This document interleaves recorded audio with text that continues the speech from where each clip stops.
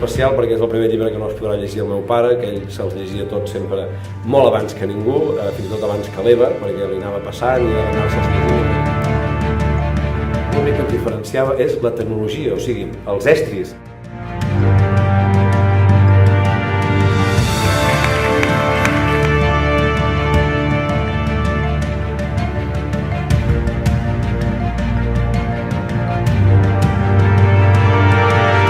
La curiositat, com sempre, la mateixa que em porta a explicar com era l'època medieval a Besalú per aixecar un pont, o com era l'època d'en Boquica tombant del segle XIX quan arriben els francesos i ja...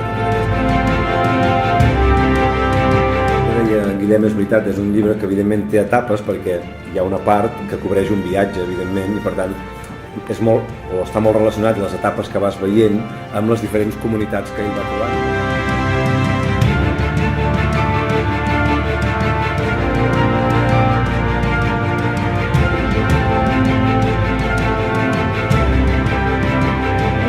Esforços molt grans, un esforç d'ell, el primer, personal, del seu periple personal per escriure això en unes circumstàncies no fàcils per dedicar-hi totes les hores que hi havia de dedicar. O sigui, aquí hi ha hagut l'èpica del Martí per escriure aquest llibre.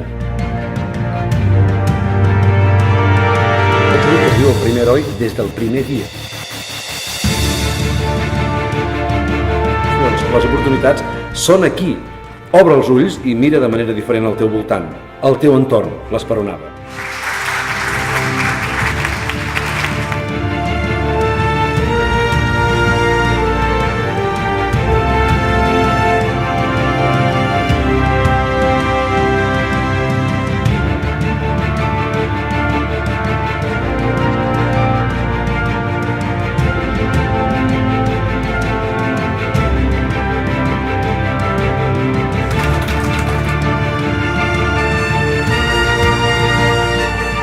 La sorpresa és una sorpresa molt agradable per nosaltres tenir un llibre que el lloc principal és un jaciment que tenim aquí al costat, que és el jaciment neolític de l'Algar.